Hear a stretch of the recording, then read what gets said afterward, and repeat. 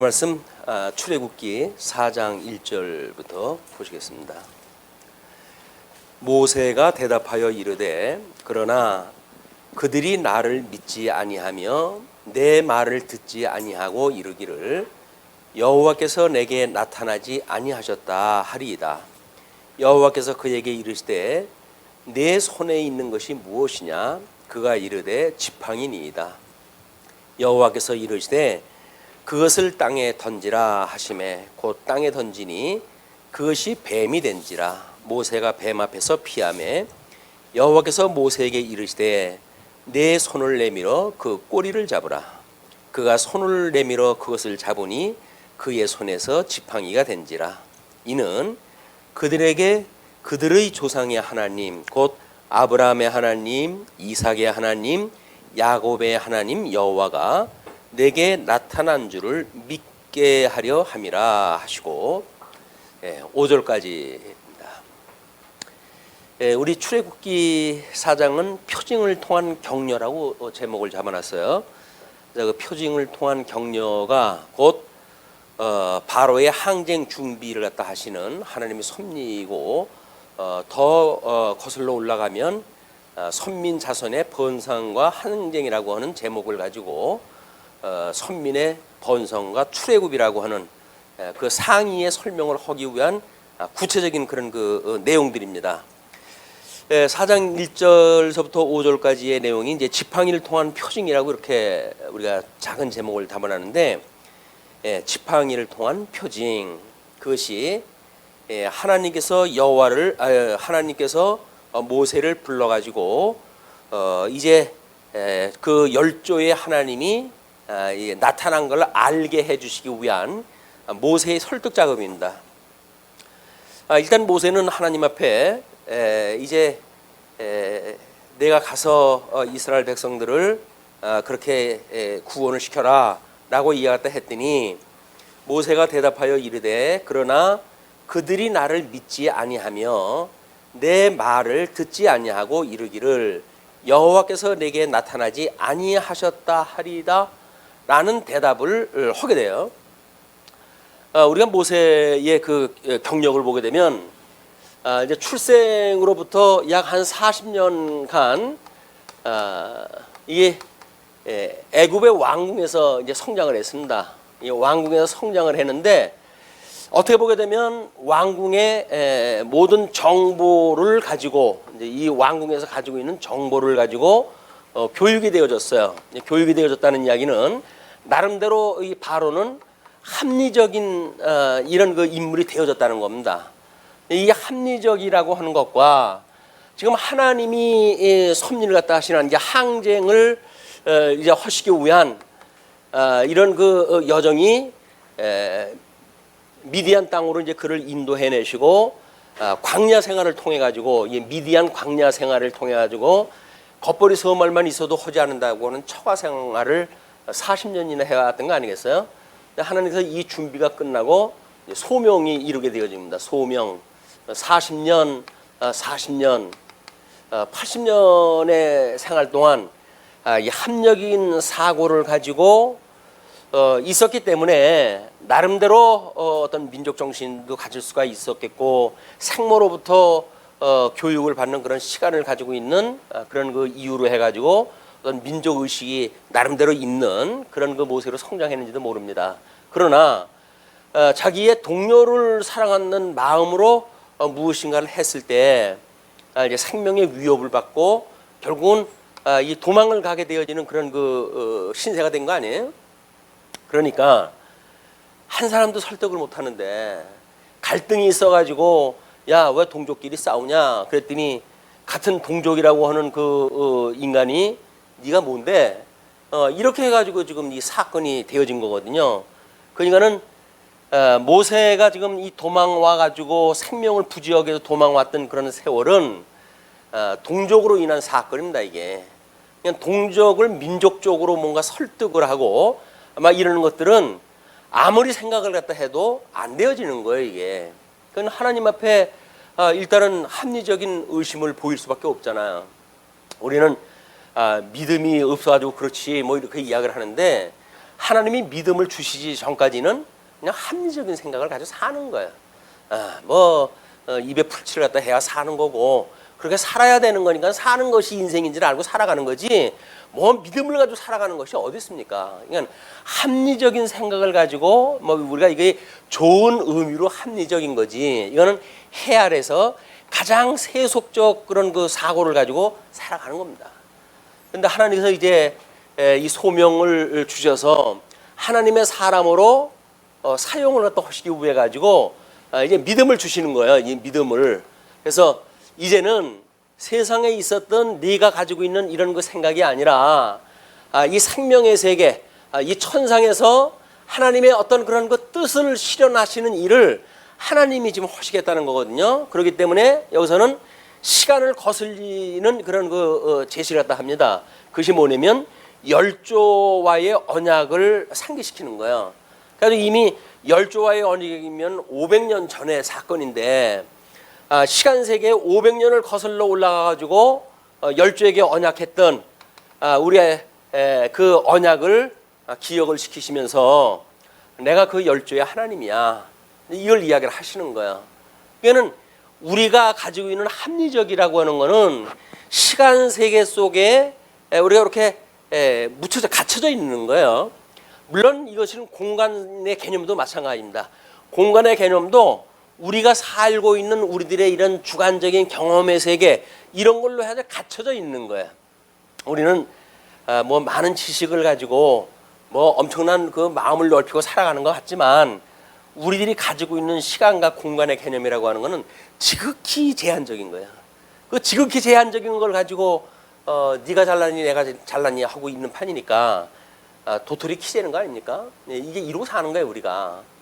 근데 지금 여기서 뭐 자기의 동료 한 사람도 설득을 못하고 그것 때문에 미디안으로 도망을 왔고 이런 그 있었던 일련의 사건 왕궁이라고 하는 거로부터 미디안 광야로에 이동되어진 이 공간의 개념 이거는 모세에게 있어서는 엄청난 트라우마예요. 이거는 어쩔 수 없는 자기의 경험이기 때문에 나는 안 돼 라는 생각을 가질 수밖에 없는 거예요. 뭐 이건 하나님께서 자주간 뭐 초강력한 믿음을 주시기 전에는 자기가 가지고 경험했던 자기 지식의 세계에 갇혀가지고 사는 거다.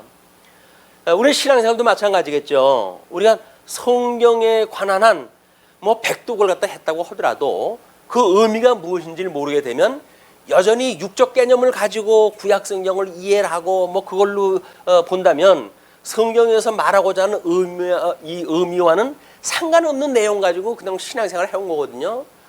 평생 뭐 성경 100독, 200독을 했다고 해가지고 이제 자랑을 하시는 분들이 있는데 유감스럽게도 200독을 갖다 하는 동안 그 의미를 모른다는 거예요. 이게 우리가 하나님의 그 큰 은혜를 입고 있는 그런 또 하나의 이유이기도 합니다.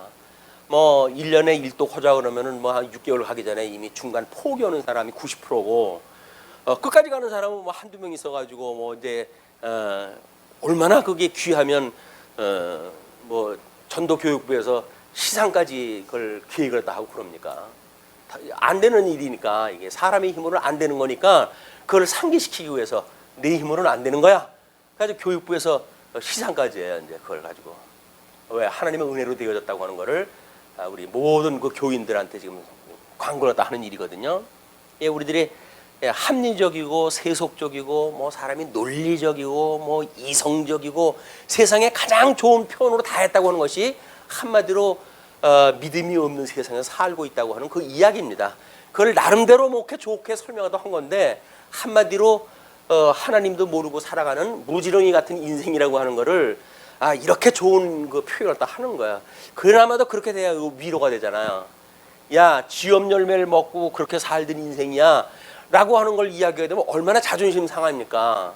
근데 우리는 그래도 뭐 성경을 공부하고 연구하고 성경을 읽고 하면서 신학적으로 해가지고 나름대로 뭐 공부를 하고 있다고 생각이 들지만 이것이 우리가 갇혀져 있는 어떤 이런 시공간 속에 갇혀져 있다고 한다면 여전히 그냥 개인적인 사건이에요. 그래서 이제 이거를 뛰어넘는 생명이신 우리 하나님, 이 생명이신 하나님, 근데 이 생명의 근본이 되시는 하나님 앞에 갈 수 있는 방법은 예수님께서 뭘 갖다 계시러죠? 나는 곧 길이요 진리요 생명이니, 이렇게 예수님께서, 우리 예수 그리스도께서 내가 아니면 아버지께로 올 자가 없다는 거예요. 이게 요한복음 14장에서 지금 이야기하는 거 아니에요? 올 자가 없다는 거예요. 근데 이 길이 되신 예수님, 뭐 이거 도가 된다고 이렇게 이야기를 하고, 우리 동양에서는 뭐 도를 닦는다고 이렇게 이야기를 하는데, 백날 죽을 때까지 도를 닦아도 이 길을 못 찾아요. 그냥 여기저기 더듬다가 그냥 가는 게 인생이고, 우리 하나님께서는 우리들한테 아무리 찾아도 찾을 수 없는 바늘기 같은 그런 그 진리의 길을 하나님께 우리한테 이게 생명의 빛을 비춰가지고 찾아오게 하신 거예요. 그러니까 우리는 우리의 뭐 여기서 알고 찾아온 것이 아니잖아요. 그 바늘기 같이 좁디 좁은 그런 그 진리의 길을 생명의 불빛을 갖다 비춰가지고 우리의 깜깜한 이 세상 속에 살던 우리들인데 그 길로 우리를 갖다 인도하신 거야. 그래서 뭐 다른 거 주변도 아무것도 안 보여. 철벽 같은 어둠이에요. 다만 진리이신 예수 그리스도의 그 빛 하나만 우리들한테 들어오는 거예요. 그 빛을 따라 가지고 우리 여행을 갖다 해온 것이 믿음의 생활들입니다. 우리 하나님께서 모세에게 지금 이 진리의 빛을 갖다 비춰주시기 시작을 했어요. 합리적이고 자기의 경험으로 아주 똘똘 뭉쳐져 있고 다른 사람들에 대하여 도저히 믿지 못했던 이런 그 모세에게 하나님께서 새로운 세계를 갖다 보여주시기 시작을 한 겁니다. 뭐 이왕 보여주실 거 우리 스테반 집사에게 보여주듯이 궁창을 열고 하나님 나라를 보여주시면 얼마나 좋겠어요. 근데 안 그래요. 하나님께서는 아주 작은 불빛으로 해가지고 이제 일을 시작하다 하시거든요. 그게 모세의 그런 그 불신에 의해 가지고 여호와께서 그에게 이르시되 내 손에 있는 것이 무엇이냐 묻습니다. 무엇이냐? 가지고 있던 게 뭡니까? 이 광야 40년 동안 양칠 때 쓰던 지팡이 하나예요, 달랑. 그래도 뭐 왕궁에서는 뭐 검도 쓰고 뭐 제법 그랬겠지 않아요? 근데 40년 동안 양머리 치는데 금이 뭐가 필요 있어요. 그러니까는 지팡이 하나 그냥 의지하고. 그런데 사실은 여기에서 일반 계시적인 입장으로 보게 되면 이 지팡이가 양떼를 인도하던 그런 그 무기 아닙니까? 근데 그것이 내가 민족의 우리 영도자라고 이렇게 얘기했어요. 이 영도자를 우리 하나님께 준비하신다고 이렇게 이야기를 했어요. 그러면 이스라엘의 민족을 인도하는 하나님의 인도자가 사용할 지팡이라고 하는 걸 전혀 짐작을 못했던 거야. 그리고 그냥 양 치는 걸로 해가지고 그냥 입에 풀 칠하는 걸 위해 가지고 사용했던 지팡이로 끝나는 거예요. 그냥 그게 복음을 모르고 죽으면 이렇게 살다가 죽는 겁니다. 근데 하나님께서 이 지팡이가 그 지팡이가 아니라 내 양떼를 인도하는 지팡이냐, 이거를 설명 갖다 해주시는 거예요. 그러니 이걸 어떻게 알아요? 자기 눈에 보이는 세계, 경험의 세계에서는 여전히 그냥 양머리 할 때 그거 자기만 씁니까? 뭐 이웃집에 그 뭐 목동도 그 지팡이 들고 다 양을 치는데 그걸 어떻게 알겠어요? 보편적 그 보편화되어져 있는 그런 걸 가지고는 복음을 우리가 진수를 발견할 수가 없는 거야. 근데 우리 하나님께서 여기서 보편적으로 쓰던 그런 것들 아니에요. 다 우리가 뭐 보편적으로 이해했던 그런 뭐 더군다나 대한민국 우리 같은 시대에 살던 사람들이니까 아주 뭐 공통점이 있는 사람들 아니에요. 근데 하나님이 그 도구를 가지고 전혀 다른 도구로 쓰시기 시작을 하시겠다는 거예요. 그러니까 우리가 하나님 앞에 부름을 받고 신앙생활을 한다는 이야기는 과거에 쓰던 그런 그 연장이 그냥 안목의 정욕, 육신의 정욕, 이생의 자랑 그런 것들을 하기 위한 연장이 아니라 주를 위해서 사용되어질 새로운 걸로 이제 이게 탈바꿈되어지는 거거든요. 우리 하나님께서 내 손이 들고 있는 게 뭐냐라고 묻거든요. 그러니까 그가 이르되 지팡이입니다. 하나님께서 참 답답하실 거예요. 내가 몰라가지고 묻니? 그 얘기 아니에요 지금? 내가 들고 있는 게 뭐냐라고 하는 이야기는 내가 너희 민족을 이끌기 위해서 이 지팡이를 다 준비하신 이 여호와야 라고 하는 걸 이야기를 하는데 모세가 대답하는 거 지극히 합리적인 대답을 합니다. 지팡이입니다. 맞아요. 정답이에요. 정답은 정답인데 의미가 없는 완전히 공혹이 짝이 없는 빈 그 뭐 허공을 치는 그런 그 대답으로 하나님 앞에 고백이 되어진 거예요. 하나님께서 그 진술을 보여주시기 위해서 이르시되 그것을 땅에 던지라 하셨어요. 그 뭐 던지라고 그러니까 아무 생각 없이 던졌겠죠. 그것을 땅에 던지라 하심에 곧 땅에 던지니 그것이 뱀이 된지라. 뱀이 돼버렸어요. 뱀이라고 한다면 어떻게 보게 되면 이스라엘 백성들을 애굽에 넣어가지고 400년 동안이나 지금 종노릇을 갖다 하게 했던 어둠의 권세 아닙니까? 이게 아담과 함께 쫓김을 받았던 뱀의 옛뱀. 옛뱀의 권세가 뭔지 갖다 보여주는 거예요. 옛뱀의 권세가 내가 이 옛뱀의 권세에 의해 가지고 지금 너희 민족이 지금 화를 당하고 있었던 거야. 내가 들고 있는 그 지팡이 저게 바로 어둠의 권세의 지팡이인 거야. 그걸 보여주는 거야. 그러니까 우리 이제 이 모세는 세속과 영원한 그런 그 생명세계 두 가지의 걸 다 볼 수가 있어요. 세속적으로 보여주는 거는 이게 뱀의 권세라는 이야기지. 어둠의 권세도 그걸 쓴다고 한다면 그걸 하나님께서 빛의 권세로 사용을 하실 때 이스라엘 백성들을 빛으로 인도하시는 그것이 되어질 겁니다. 왜냐하면 하나님께서 우리들의 이 육족으로 가나안 족속 7족속을 남겨주셔서 이 주신 이유는 아직도 우리가 이 육체의 과함으로 해가지고 우리가 이거로부터 노임을 받았던 우리 영생을 얻었던 중생이라고 하는 이 영적 변화, 이 영적 변화가 하나님의 능력으로 되어진 걸 깨닫게 하시는 일 아닙니까? 여기 이제 복음이 있는 거예요. 우리는 여기서 육신을 가지고 있기 때문에 죄를 끊임없이 질 수밖에 없어요. 그러나 그 죄가 짓는 것 그걸로 우리의 어떤 그런 아픔을 입고 그것 때문에 회개하기 위해서 이걸 주신 것이 아니라 이것을 인해 가지고 내가 구원받은 것이 하나님의 은혜였어. 은혜를 깨닫게 하시는 거란 말이야. 은혜를 깨달으니까 회개가 되어지는 거예요. 회개를 하기 때문에 은혜를 깨닫게 되어지는 것이 아니라 하나님께서 이것이 은혜야. 내 생명으로 인도하시는 이 길에 내가 쓴 것이 내가 너에게 준 은혜야 라고 하는 걸 선포됐을 때 주여 나는 죄인으로소이다 라고 우리가 고백을 하게 되어진단 말이야. 근데 우리는 이걸 어떻게 이쪽에 있는 걸 도구화해가지고 뭔가 이쪽으로 가는 걸 써먹으려고 그러는데 그렇지는 않아요. 다만 이쪽에서 쓰는 것들은 도구화가는 물론 도구화가 도구하지요. 그런데 그 도구는 깨닫게 하시기 위한 과정적 도구하지. 그것이 우리가 휘둘르는 그런 것이 되질 않는다. 이제 모세는 새로운 경험을 갖다 했어요.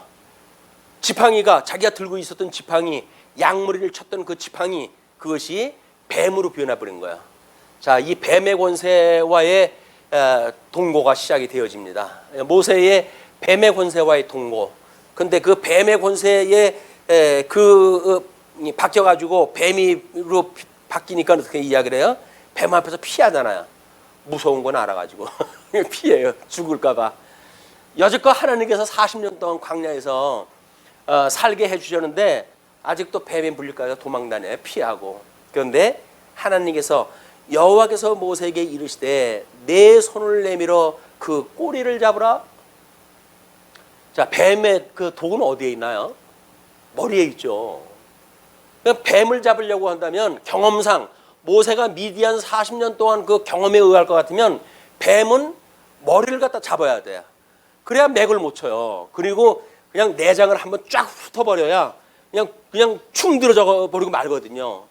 근데 뱀을 꼬리를 잡게 되면 이게 머리를 갖다 돌아가지고 자기 공격을 할 거 아니겠어요. 이건 합리적으로는 도저히 있을 수 없는 이 일을 하나님께서 허시라는 거예요. 자, 어떻게 할까요?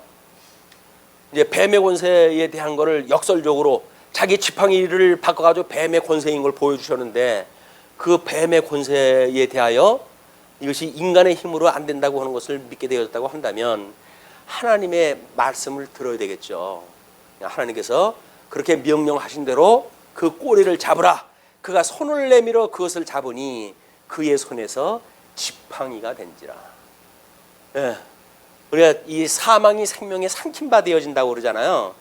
우리는 하나님께서 우리들에게 이 행위 언약을 인하여 양대 언약을 주시고 이 아담에게 양대 언약을 주시고 그리고 행위 언약을 주셨는데 선과 악을 알게 하는 과일나무 열매를 따먹으면 죽는다 라고 하는 행위 언약을 주었는데 이걸 불순종해가지고 다 타락되어진 거 아니에요? 그런데 하나님께서는 은혜 언약을 남겨주셨어요. 은혜 언약을. 그래서 내가 너가 이렇게 불순종해서 망했지만 내가 내 의를 위해 가지고 너를 은혜로 살려줄 거야 라고 하는 약속한 것이 뱀의 머리를 쳐가지고 공격하는 여자의 후손에 대한 복음의 이야기란 말이야. 그러니까 하나님께서는 이제 그거를 위해 가지고 예표적으로 보여준 것이 가죽 옷 사건으로 해가지고 이제 그 뭐 에덴에서 나오게 되어졌는데 가죽 옷 사건이 결국은 이 복음의 내용 아니겠어요? 근데 그걸 믿는 사람은 짐승을 잡아가지고 제사를 드릴 것이고 피 흘림에 없는 제사는 헛것이라고 믿어지기 때문에 그건 예수를 그리스도로 믿는 믿음의 제사를 드릴 거예요. 근데 그렇지 않은 자는 있는 거 가지고 드리면 되죠. 너 뭐 가지고 있냐? 지팡이 가지고 있습니다.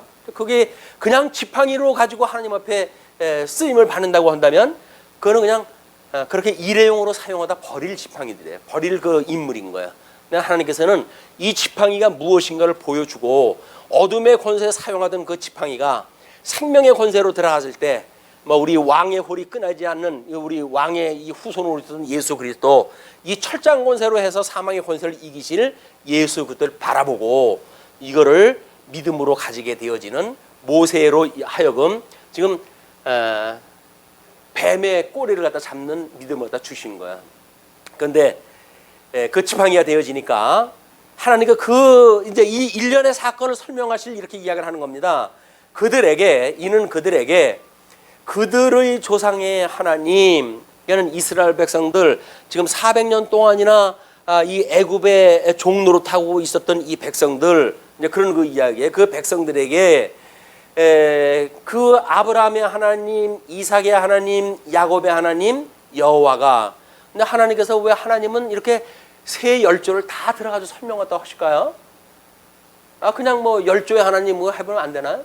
그냥 아브라함의 하나님 하면 안 되나요? 뭐 우리 아브라함의 하나님, 이 아담에게 주었던 이 언약이 아브라함에게 모형적으로 해서 아브라함한테 주어졌고 아브라함에게 주어졌던 언약이 단순 반복적으로 해가지고 이삭에게 이루어졌고 이것이 그 야곱에게 이루어졌다고 한다면 그냥 뭐 아브라함의 하나님이라고만 이야기하면 되잖아요. 이삭의 하나님이라고 해도 되잖아요. 야곱의 하나님이라고 해도 되잖아요. 왜? 단순 그냥 언약이 세 가지가 계승되어졌으니까. 그런데 하나님께서는 의미가 각각 다르기 때문에 열조를 갖다 이름을 갖다 하실 땐 불편하더라도 가장 비합리적이라고 하더라도 뭐 그 시간이 걸리는 이야기 아니에요. 꼭 아브라함의 하나님, 이삭의 하나님, 야곱의 하나님, 내가 이렇게 하나님께서 왜? 이 열조에게 했던 언약이 이걸 전부 이야기를 하는 거기 때문에 그렇습니다. 아브라함의 하나님 양대 언약에서 열국의 아비가 되어진다고 그러지 않았어요? 그러면 양대 언약이 복과 나라인데 이 복과 나라에 대한 그 언약을 주셨던 하나님께서 열국의 아비가 되어진다고 하는 걸 구체적으로 보여주는 게 아브라함에게 언약을 하신 거예요. 하나님과 이 이삭을 통해 가지고 어떻게 택자와 불택자를 가름하다 하실 것인가 라고 하는 걸 보여준 것이 이 야곱과 에서에 대한 그 쌍태에 대한 이야기 아닙니까? 그리고 그 쌍태에 의해 가지고 야곱을 취하시고 12아들을 낳게 하시고 언약 자손을 삼으신 거예요. 그렇기 때문에 하나님께서는 이렇게 아브라함과 이삭과 야곱의 하나님이라고 하는 구체적인 설명이 되어져야 구약 성경 절반을 통해 가지고 계시하시고자 하는 하나님이 의미가 전달이 되어져요. 어떤 대표적으로 하나만 쓰면 안 되는 거예요. 그래서 우리 뭐 오전에 마태복음의 그 뭐 계보에 대한 것도 이야기를 했지만 그 계보가 이 계보를 따라서 되어지는데 왜 이스마엘과 이삭이 있는데 차자인 이삭을 들어가서 쓰시나요? 왜 야곱과 에사라고 하는 두 형제가 있는데 야곱이라고 하는 차자를 통해 가지고 이걸 갖다 해 가시나요? 하나님께서 하시겠다 그 이야기야. 너희들이 합리적으로 생각하는 것, 장자를 통해 가지고 계승돼야 된다고 너희들은 믿고 그래야 된다고 생각을 하지. 그래야 된다고 너희들 당이라고 생각이 들지. 근데 난 싫어. 내 맘대로 할 거야. 그게 뭐야? 차자를 통해서 해가시는 거예요. 인간들은 어떻게든지 장자권을 갖다 주장을 하고 뭐 내가 큰아들 아닙니까? 뭐 어쩝니까? 세상 사람들이 다 장자한테 권한을 주는데 근데 왜 나는 장자를 갖다 하나님께서 이렇게 차자하고 이 역할을 뒤집어 놓으십니까? 그런 그 이야기가 하나님의 절대 주권을 설명하시는 하나님의 방법이란 말이에요. 그래서 우리는 여기서 합리적인 생각을 가지고 우리 아버지 돌아가시면 그 저 재산은 내 거야. 왜? 내가 장남이니까. 하도 그 엉뚱한 생각을 하니까 세상 법으로 해가지고 안 돼. 1대1로 나눠. 그래서 요즘 그 유산법도 그렇게 나뉘어진 거예요. 전부 1대1로 해가지고 형제별로. 큰 놈 작은 놈 하도 싸우니까 법으로 그걸 갖다 이제 지켜준 거예요. 그리고 장남 네가 뭐 아버지 어머니 모시느라고 애써서 그래 넌 그러면 어머니 모셨을 때 필요했던 그것만큼 내가 더 줄게. 그러니까 법에서 보장을 갖다 해주는 것 이상으로는 싸울 수가 없어요. 이것 때문에 싸움이 벌어지는 거거든요. 이걸 싸움이 벌어지는 거를 법으로 해가지고 보장을 해주니 참 웃기는 거 아니에요? 그래서 법으로 보장되어진다고 하는 이 합법의 세계, 합법의 세계에 아주 초강력한 불법을 갖다 보십니까? 합법의 세계에서 나타나는 불법을 보시나요? 그냥 여전히 합법적이니까 그렇게 법을 갖다 지키며 살면 죄를 안 졌다고 생각하실 거인가요? 아닌 거예요.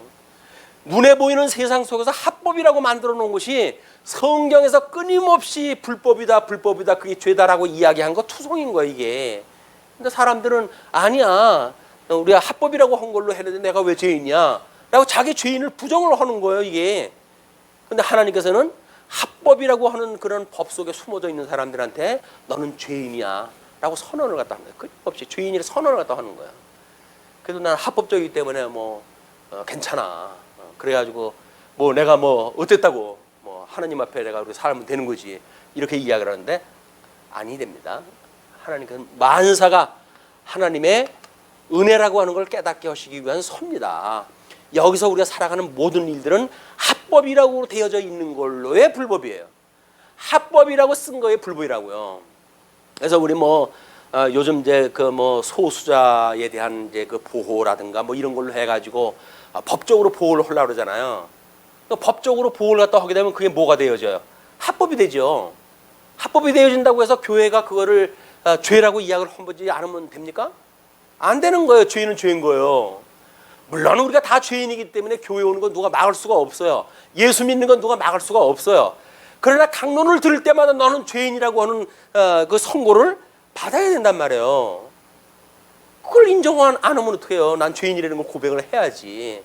그렇기 때문에 할 수만 있으면 난 합법이라고 하는 거 숨기 싫어요. 주님 하나님의 은혜로 해가지고 나한테 자유를 주셨으면 좋겠어요 라고 하는 것이 세상의 합법을 깨트리는 이유예요.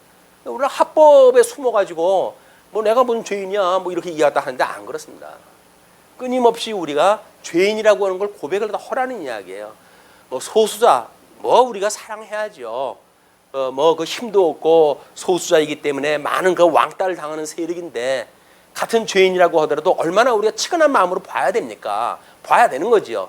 그렇다고 해서 그걸 합법을 만들었다고 해가지고 그래 너는 이제 괜찮아 너 그렇게 살아 라고 한다고 한다면 그거야말로 불법이다 그 이야기예요.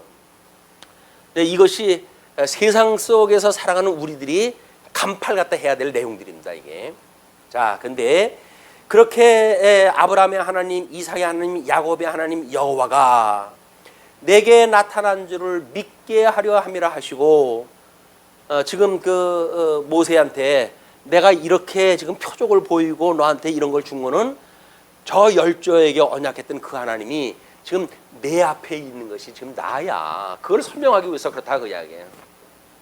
자, 그렇게 하면서 여호와께서 이제 6절로부터 8절까지 문둥병을 통한 표징을 또 보여주셔요. 여호와께서 또 그에게 이르시되 내 손을 품에 넣으라 하시매 그가 손을 품에 넣었다가 내어보니 그의 손이 나병이 생겨 눈같이 된지라. 이게 웬일이에요? 그동안 자기가 가지고 있던 그 몸은 그래도 건강한 신체 하나 가지고 처가살이 해가면서 양떼 쳐가면서 살아왔던 거 아닙니까?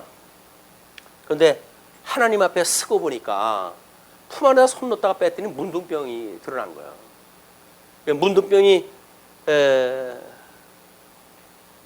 우리들의 어떤 DNA의 어떤 조작이 없이 나타날까요? 아닌 거예요. 우리는 병이 이렇게 바깥으로 나타났을 때 그걸 병이라고 그러잖아요. 나타나기 전에 우리는 다 환자인 거예요. 병의 요소를 다 안고 있는 사람들이에요. 하나님의 은혜로 지금 건강하신 줄로 아십시오. 우리 하나님의 은혜로 해가지고 병의 그런 DNA를 다 가지고 있음에도 불구하고 좀 건강 중에 오늘 이 강론을 들으시는 줄로 믿으시기 바랍니다. 그게 뭐 내가 그래도 뭐 강론을 듣기 위해서 오후 예배에 참석을 하기 위해서 이런 그 이야기는 식은 소리예요. 식은 소리예요. 하나님의 은혜가 되면 아니면 아무것도 안 되는 거예요. 은혜로 우리 하나님께서 지금 모세에게 불렀던 그런 그 이야기를 이렇게 보여주는 거죠. 그러면서 뿐만 아니라 그렇게 이야기를 해요. 그의 이르시되 내 손을 다시 품에 넣어라 하시매 그가 다시 손을 품에 넣었다가 내어 보니 아니 뭐 애기 장난도 아니고 그냥 이 자리에서 얍 해가지고 문둥병이 들었다. 얍하고 놓으면 안 될까요? 왜 품속에서 넣었다가 빼면 다른 게 만들어질까요? 마술 오는 것도 아니고. 예. 우리들이 품속에 넣었다가 빼는 그런 그 순간 우리가 뭘 품고 사는지에 대한 그런 그 이야기입니다. 어떨 적에는 뭐 믿음으로 우리가 살아간다고 하지만 엄청나게 그런 하나님의 복음하고 상관없는 마음을 가지고 품고 살 수가 있어요. 그런데 거기서 빼내게 되면 그 문둥병이 되어지는 거예요. 근데 복음을 듣고 이게 하나님의 은혜로 우리가 구원을 받았지라고 하는 그걸 깨닫고 꺼내보는 순간 문둥병이 회복이 되어진 거예요. 우리는 끊임없이 죄로부터 용서받는 그런 그 모습을 예표적으로 해가지고 모세한테 그걸 보여주는 겁니다. 너 뱀의 권세에 지금 종노릇하고 있잖아.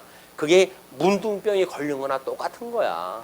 진리 인식을 못하고 모든 그런 그 우리의 감각이 마비되어진 그런 상태. 네가 지금 어둠에 있다고 하는 게 그 상태란다. 네가 광야 40년 동안 그래 가지고 대단한 사람으로 바뀐 걸로 생각하지 아니야. 여전히 너는 앞뒤 분별하지 못하는 장님이나 똑같은 거야. 감각할 수 없는 그런 신체를 가지고 있는 흙덩어리에 지나지 않아 하는 그 선언을 하시는 거예요. 그런데 그 흙덩어리에 지나지 않는 너를 내가 쓰겠다 그 이야기예요. 쓰겠다 그 이야기예요. 예수님 마지막 그 6월절 잔치를 갖다 피실 때 6월절을 어디다 준비할까요? 거기 뭐 좋은 데 있으니까 해라. 그러면 뭐 그런 우리 주님 어떻게 모실까요? 그 건너마을에 가면 거기 어린 나귀가 하나 있는데 그 나귀를 끌어가지고 와라. 황당한 이야기 아니에요? 그걸 주인이 뭐라고 그러지 않겠어요? 주께서 쓰신다고 그래. 그 얘기만 듣고 갔어요. 그래서 정말 어린 나귀가 있어요. 그리고 끌고 오니까 주인이 여보 그거 왜 가지고 와? 그럴 거 아니겠어요. 주께서 쓰신다고 그런다. 이렇게 끌고 오는데 주니까 쓰신다고 했을 때 주의 것이 되는 거예요. 그게 여기서 합리적으로는 건너마을에 개똥이네 나길 수가 있겠죠. 그러나 주님께서 쓰실 때는 어둠의 거고 빛의 거고 다 주님의 거라니까요. 만왕의 왕 대신 주님 거에 다. 그런데 잠시 어둠의 권세가 맡겨주신 거예요. 맡겨놨기 때문에 이 사람들은 자기네 거라고 주장을 하는데 이 어둠을 거치고 빛에서 보게 되어지게 되면 다 주님의 것이라니까요. 근데 내 거라고 해가지고 식은 소리 오면서 무슨 신앙생활을 한다고요? 믿음의 세계가 아니에요. 내가 죽어서 없다고 그러면서도 여전히 내가 나를 갖다 주장을 갖다 하고 그러면서 예수를 믿는 건 거짓말이에요. 우린 주 안에서 다 죽은 사람들이에요. 다 죽었고 나는 없어요 이제. 나는 온데간데가 없고 오직 내 안에서 그리스도만 살아계실 뿐입니다. 라는 신앙 고백으로 살아가는 것이 이 빛된 세상에서 살아가는 우리들의 신앙생활이다. 내 건 없습니다. 11조만 주님의 게 아니에요. 10의 열이 다 주님의 거예요. 10의 하나도 아까워가지고 못 내겠다고 버틴다고요? 그러면 10의 한 5 정도 빼서 봐야 정신 차리겠어요? 이렇게 연보로 해가지고 겁을 주기 시작을 하게 되면 아유 그럼 10에 하나라도 내고 어떻게 이걸 미연필을 갖다 할까 이런 생각을 가지시는 거는 반복음적인 일이다 그 이야기예요. 예, 이런 것이 어떤 도구와 육적인 걸 도구화 해가지고 그렇게 하는 게 아니다. 하나님께서 은혜를 주셨을 때 깨달아지는 거예요. 그래 나 이 흙덩어리를 만들었던 나에게 오늘날 여기까지 인도하신 것은 오늘 이것을 위하여 쓰이시기 위해서 나한테 주신 거 아니겠어? 라고 믿는 것이 믿음의 본질이에요. 여전히 믿음이라고 하는 걸로 딱 포장했다 해가지고 얼마만큼 호주머니에다 집어넣어놓고 그러고 그 믿음 가지고 내가 살아야지. 그냥 거짓말이에요. 그냥 우리들의 가지고 있는 내 전체가 하나님의 거예요. 주의 것이에요. 주께서 쓰신다고 한다면 쓰신다니까요. 뭐 요령 피우고 뭐 안 하나님 앞에 일 안 한다고 가지고 해결될 것 같아요? 안 돼요. 그냥 하나님께서 지금 안 쓰시는 건 뭐예요? 그냥 너 믿음도 없고 그냥 그렇게 살아라. 그래가지고 내버려 둔 거라니까요. 그게 믿어진다고 한다면 끔찍스러운 거 아니겠어요? 아, 이왕이면 주님의 것인데 주님께서 좀 뭐 보람되게 좀 이렇게 쓰세요, 주님. 아, 그냥 이걸 내버려 두십니까? 이렇게 해야 되는데, 아유, 주님, 그거는 좀 빼놓으세요. 제가 알아서 할게요. 그래가지고 요령 피우고 피한다고 생각을 하는데, 그건 하나님께서 그냥, 에이, 넌 쓸모도 없어. 그냥 그렇게 살아. 라고 버려둔 거라니까요. 이게 의미가 이게 들어오십니까? 하나님께서 버려두었다고 하는 것이 그게 심판의 역사예요. 말씀을 듣고 우리가 주의 것이냐 아니냐라고 하는 걸 판단하는 이게. 자, 그런데 그 8절에 여호와께서 이르시되 만일 그들이 너의 그 이제 설득을 갖다 하고 뭐 이제 인도해야 할 그 백성들이 너를 믿지 아니하며 그 처음 표적의 표징을 받지 아니하여도 나중 표적의 표정은 믿으리라. 예, 나중 표적이 또 있대요. 그걸 믿으리라 해놓고 9절로부터 이제 9절에 하수를 통한 표징을 약속을 해요. 그들이 이 두 이적을 믿지 아니하며 내 말을 듣지 아니하거든. 그러니까 이미 애굽 세상에서 종로로 타고 있다가 다시 그걸 회복되어지는 역사, 둘째 아담이신 예수님을 통해서 구원받는 역사, 이 두 가지 표정이 다 그걸 이야기한다고 그랬어요. 근데 그걸 두 가지를 다 보여주는데도 불구하고 그 사람들이 이 두 이적을 믿지 아니하며 내 말을 듣지 아니하거든 너는 나일강 물을 조금 떠다가 땅에 부으라. 내가 떠온 나일강 물이 땅에서 피가 되리라. 샘플로 해가지고 조금 떠다가 그걸 사람들 보는 앞에서 따르라는 이야기에 표가 된다. 그럼 나중에 어떻게 하시겠다는 거예요? 이제 본격적으로 출애굽을 할 때 나일강 전체를 피바다를 만들어 버리시겠다는 거예요. 생명의 주님께서 사망의 권세를 죽이는 그런 그 역할을 하시겠다고 하는 걸 모세한테 샘플로 해가지고 떠다가 조금만 보여주시는 거예요. 이렇게 해라. 이제 백성들 앞에서 그거 할 거 아니겠어요. 이제 야, 뭐 이거 두 표정 안 믿는다고? 내가 이거 한 가지 하나님 허락으로 그런 거 있어. 잘 봐. 그러면서 나일강에서 떠다가 또 뭐 그건 뭐 제법 시간 걸릴 거 아니겠어요? 백성들을 기다릴 거야. 뭐 모르는데 모르겠어. 뭐 나일강에서 뭐 물 떨어 뭐 갔어. 뭐 이렇게 하면서 기다리래. 지네들끼리 궁성궁성하고 있을 거야. 그걸 떠다가 잘 봐. 땅에다 이거 쏟을 거 아니겠어요? 쏟았는데 이 피가 돼요. 이런 일은 고금에 없었던 일 아닙니까? 여기서 아무리 400, 뭐 자기네들 뭐 대대손손 종로로 하면 살았는데도 불구하고 그런 일이 없었어요. 나일강이라고 한다면 이 애굽 사람들이 엄청나게 신성시하는 그런 물인데 그게 피가 되다니 이게 웬 말이에요? 그걸 이제 하나님께 보여주시겠다 그 이야기예요. 생명 대신 예수 그리스도께서 십자가에 못 박아 죽으심으로 해서 사망 권세를 이기시고 부활하시는 생명의 반전의 역사를 보여주시겠다 그 이야기예요. 그게 피바다예요. 피바다. 우리 피로 변하는 그런 생명의 근원 되시는 예수님 이분으로 말미암아 가지고 사망이 가지고 있는 모든 세상은 전부 없어져요. 심판을 받고 말아요. 철장 권세에서 그의 머리를 쳐가지고 복종을 시키시게 되어지는데, 근데 그 10절로부터 17절까지 모세의 그 염려와 하나님의 격려가 계속되어집니다. 그래도 우리 합리적인 모세가 왕궁에서 배웠던 만큼 아주 합리적인 이의 제기를 갖다 해요. 우리는 그래서 우리 이제 교회에서 뭐 복음을 이야기할 때 사람들이 합리적인 의심을 갖다 갖게 되면 그러잖아요. 그걸 믿지, 그걸 따지냐고 이야기를 하는데 합리적인 질문은 해야 되는 거예요. 어떻게 무조건 믿어요? 믿어지지 않는 걸. 믿어줘야 믿는 거 아니겠어요? 믿어줘야 믿지. 근데 아무리 봐도 합리적으로 이게 의심스러운데 어떻게 믿어요? 근데 교회 가게 되면 그냥 믿으라고 이야기를 하니까 이번에 국회의사당에서 뭐 회의를 갖다 하고 뭐 보고를 받았던 사람들이 뭐 모처에서 뭐 한 얘기를 가지고 그냥 믿으라고 한다고 그랬다고 야당 의원이 나와가지고 뭐라고 이야기를 했어요. 저 안은 교회 같아. 그 이야기는 뭐예요? 믿어지지 않는데 나보고 믿으래, 그 얘기 아닙니까? 아니 교회가 그런 거예요? 믿어지지 않는데 믿으라는 데가 교회입니까? 그놈들은 그렇게 생각을 한다니까요. 교회 오면 마치 사람들이 바보가 돼가지고 믿을 수 없는 일을 그냥 믿으세요라고 그러면 그런 걸 믿는 줄 아는 것이 교회로 아는 거예요, 그 사람들이. 아니 교회에 있는 사람들 좀 바보 멍텅구리인가요? 그 사람들은 그렇게 생각을 하고 있어요. 교회는 합리적인 의심을 갖다 하면 안 되는 곳. 안 그렇습니다. 성경을 통해 가지고 얼마나 합리적으로 우리를 설득을 갖다 해오신다 하나님께서. 진리예요, 진리. 내가 곧 길이요 진리요 생명이라고 그러지 않았어요? 우리 주님께서. 그러면 진리라고 하는 게 변치 않는 그런 그 체계인데 그게 뭘 아무것도 모르는 지네들만큼 못 나가지고 뭐 믿어지지 않는 걸 믿으라고 그래. 그 안에 뭐 교회 같아. 이런 이야기를 또 합니까? 진리의 진짜도 모르는 인간이니까 그런 얘기를 또 하지. 근데 세상 사람들한테 그렇게 보이는 거예요. 교회가 믿어지지 않는 걸 믿는다고. 아, 이 세상 사람들은 믿어지지 않죠.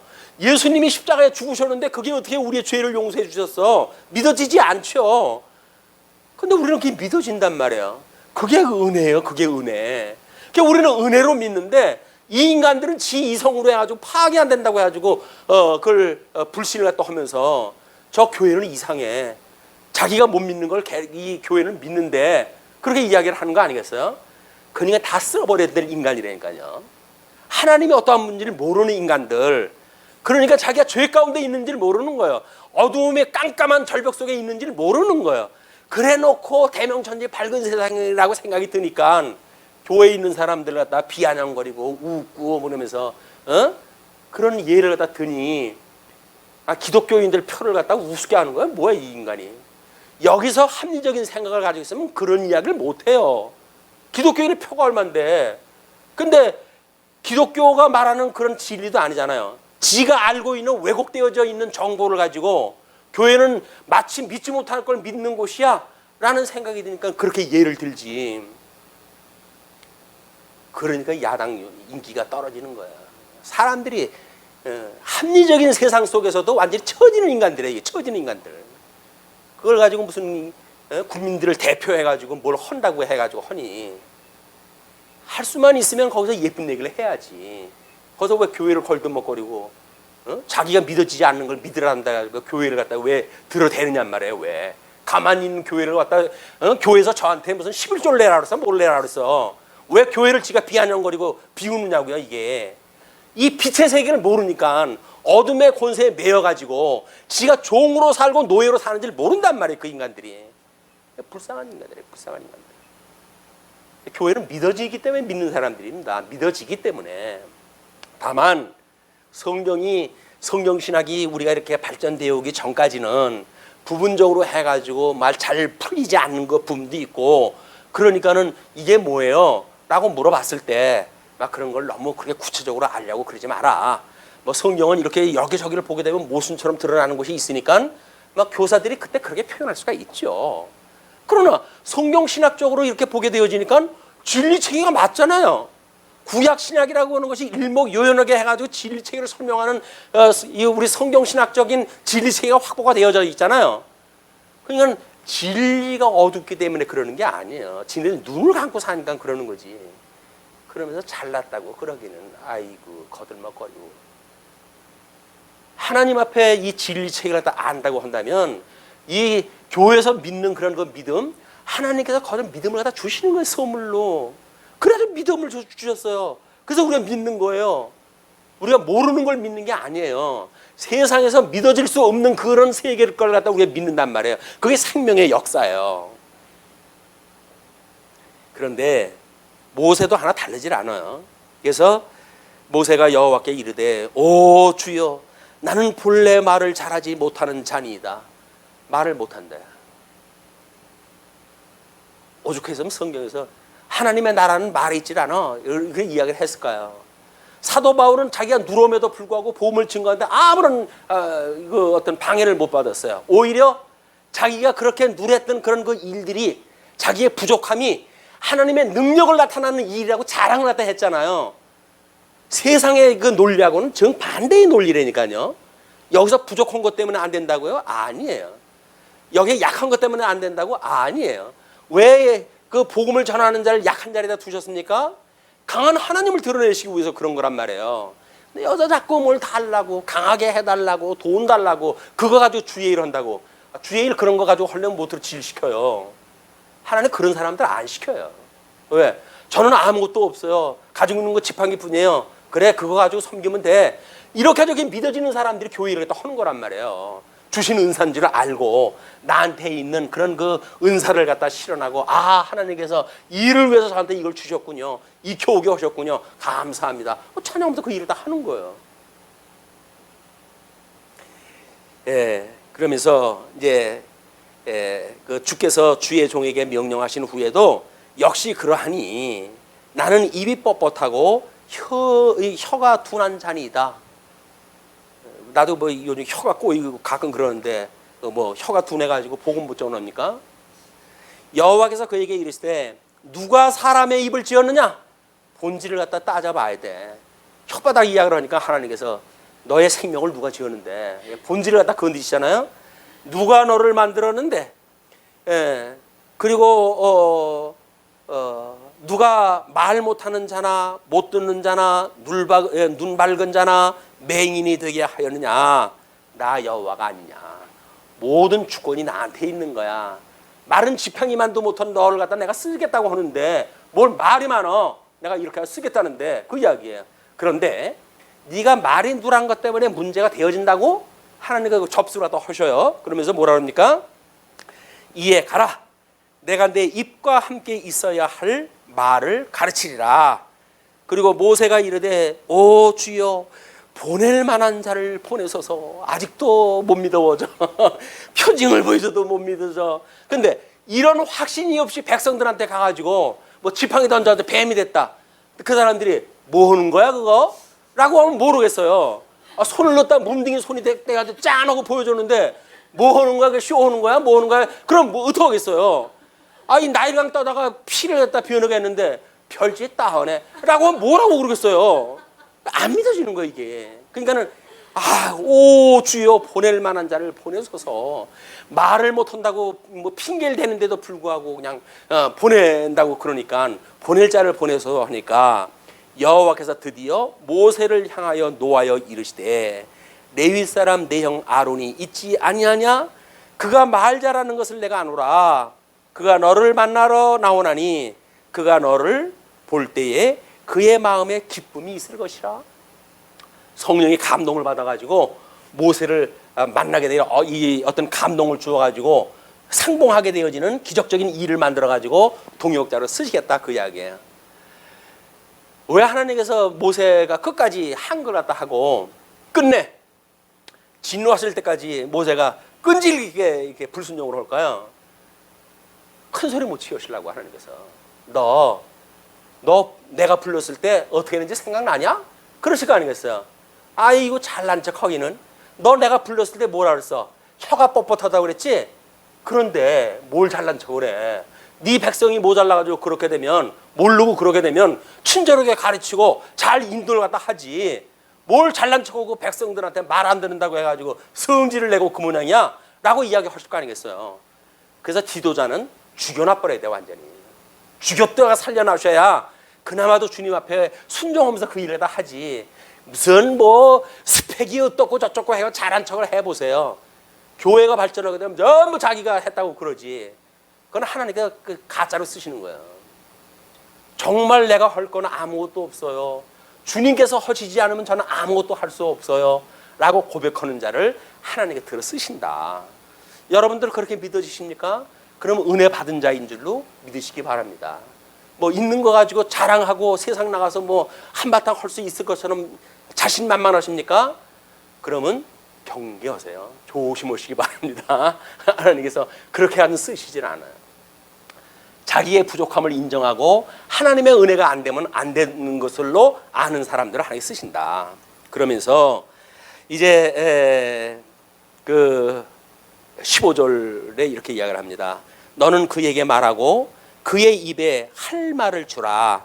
내가 내 입과 그의 입에 함께 있어서 너희들이 행할 일을 가르치리라. 그래서 하나님께서 모세는 이제 물론 우리 지금 신이 직접 섭리하시는 거예요. 그러니까는 그걸 우리가 신전정치라고 이렇게 이야기를 해요. 신정정치. 그런데 이제 선민국가가 들어오면서 왕을 세우면서 이제 왕정정치가 되잖아요. 근데 이 급격한 변화가 모세라고 하는 그 한 인물을 쓰시지 않고 하나님께서 아론이라고 하는 협동자를 갖다 세우시는 거예요. 모세의 엄사를 통해 가지고 하나님께 일을 갖다 하시고 꾸중을 하시고 일을 갖다 하시지만 원래 하나님께서 이렇게 하시려고 했어요. 이 일을. 그래야 2명 이상의 증인을 갖다 세워 가지고 여호와를 증거하는 증인을 삼으시겠다고 하는 하나님의 그 뜻이 있었던 거야. 근데 그 일을 유감스럽게도 모세가 저항하고 반대하고 뭐 이렇게 불순종하고 그래서 마지못해 하나님께서 이 아론을 붙여주시는 것 같지만 원래 하나님께서는 2 증인을 세우시려고 준비를 했어요. 그래서 이 아론의 지파를 통해 가지고 제사장이 이제 만들어지기 시작하는 겁니다. 이런 걸 하나님께서 아주 주도 면밀하게 지금 준비하다 해가시는 거예요. 그러면서 16절로 보시게 되면 그가 너를 대신하여 백성에게 말할 것이니 그는 내 입을 대신할 것이요 너는 그에게 하나님과 같이 되리라. 하나님같이 되어진다고 하는 것은 주관자가 되어진다는 것이 아니라 하나님이 너에게 넣어준 그 말을 네가 또 그 사람한테 넣어주니까 하나님같이 되어진다는 그 이야기예요. 너는 이 지팡이를 손에 잡고 이것으로 이적을 행할지니라. 그래서 양떼를 치던 그 지팡이가 이제 하나님의 능력을 드러내는 지팡이로 변하게 되어지는 놀라운 은혜의 사건이 소개가 되어지는 겁니다. 18절로 23절 모세의 귀환이 이제 소개가 되어지죠. 모세가 그의 장인 이드로에게 돌아가서 그에게 이르되 내가 애굽에 있는 내 형제들에게로 돌아가서 그들이 아직 살아있는지 알아보려 하오니 나로 가게 하소서. 이드로가 모세에게 평안히 가라 하니라. 뭔가 축소지향적으로 설명을 했다 합니다. 거짓말은 아니에요. 거짓말은 아니지만 자기 그 이드로는 미디안의 제사장 아닙니까? 그렇기 때문에 지금 애굽으로 내려가는 그 일에 대해 구체적인 설명을 하지 않고 그렇게 이야기를 해요. 여호와께서 미디안에게 모세에게 이르시되 애굽으로 돌아가라. 내 목숨을 노리던 자가 다 죽었느니라. 드디어 하나님께서 모세를 죽이려고 했던 바로의 세대가 끝나게 해버린 거야. 하나님 뭐 완벽하게 다 준비가 됐어요. 자, 그러면서 모세가 그의 아내와 아들들을 나귀에 태우고 애굽으로 돌아가는데 모세가 하나님의 지팡이를 손에 잡았더라. 이제 기고만장해가지고 가는 거야. 뭐 자기가 원하는 거 다 이제 하나님께 주셨으니까. 근데 여호와께서 모세에게 이르시되 내가 애굽으로 돌아가거든 내가 내 손에 준 이적을 바로 앞에서 다 행하라. 그러나 내가 그의 마음을 완악하게 한즉 그가 백성을 보내주지 아니하리니. 이건 또 뭐예요? 아니 보내면은 보내줄 걸 갖다 시키셔야지. 안 보내준다고 하는 그런 전제 아래 지금 표적을 갖다 허라는 거예요. 그때 너는 바로에게 이르기를 여호와의 말씀에 이스라엘은 내 아들 내 장자라. 내가 내게 이르기를 내 아들을 보내주어 나를 섬기게 하라 하여도 내가 보내주기를 거절하니 내가 내 아들 내 장자를 죽이리라 하셨다 하라 하시니라. 장자를 전부 치실 거를 이야기를 갖다 허라는 이야기. 그때 그래도 보내주지 않으면 이제 그 이야기를 합니다. 그래서 모세가 길을 가다가 숙소에 있을 때에 여호와께서 그를 만나사 그를 죽이려 하신지라. 어떤 방식으로 죽이려고 했는지는 성경에 잘 나와 있지는 않아요.